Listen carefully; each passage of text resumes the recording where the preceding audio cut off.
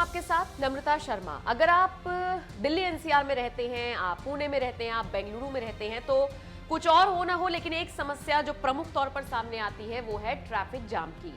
दिल्ली वासियों के मुंह से तो हमने आसपास अपने कई बार ऐसा सुना भी है कि लगता है जब हम निकलते हैं तो एक साथ ही पूरी आबादी आ जाती है। इतने लोग सड़कों पर एक साथ कैसे आ जाते हैं? मतलब ऑफिस आर आप छोड़ दीजिए, ऑफिस के टाइमिंग को अगर आप छोड़ देंगे उसके बाद भी दिल्ली की सड़कों पर इतना जाम रहता है कि बस पूछिए ही मत। लेकिन अगर आप दिल्ली वासी हैं और आप ट्रैफिक जाम से परेशान हैं तो आपको राहत तो नहीं कहेंगे, लेकिन हाँ सुकून। वो कहते हैं ना, अपने दुख से दुखी नहीं लेकिन दूसरे के सुख से इंसान जरूर सुखी होता है। हालांकि ये कहावत के तौर पर मैंने बोला है, ये मैं इसलिए कह रही हूं क्योंकि दिल्ली में इतना ट्रैफिक जाम है, लेकिन फिर भी दिल्ली जो एक रिपोर्ट सामने आई है ट्रैफिक की समस्या को लेकर, उसमें दिल्ली काफी पीछे है और पूरी दुनिया में नंबर 2 पर आया है मुंबई। जी हाँ, ट्रैफिक जाम के मामले में मुंबई ने बाजी मारी है।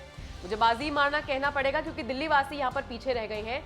ट्रैफिक जाम के मामले में मॉस्को जो है वो पूरी दुनिया में पहले नंबर पर है, जबकि मुंबई ऐसा शहर है जिसको दूसरे नंबर पर रखा गया है। यानी कि आप समझ सकते हैं कि यहां पर ट्रैफिक जाम की समस्या कितनी ज्यादा है।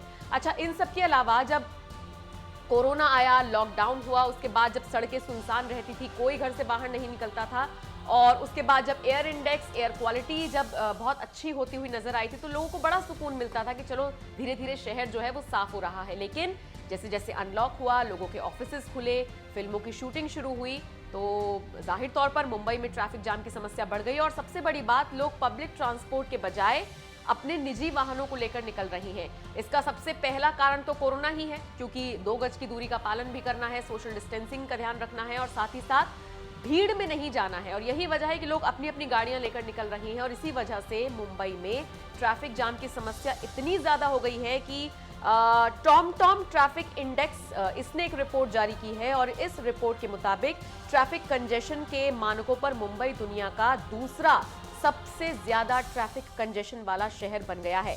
बता दें आपको, बेंगलुरु 6ठे नंबर पर है और दिल्ली इसमें 8वें नंबर पर है, जबकि पुणे 16वें नंबर पर है।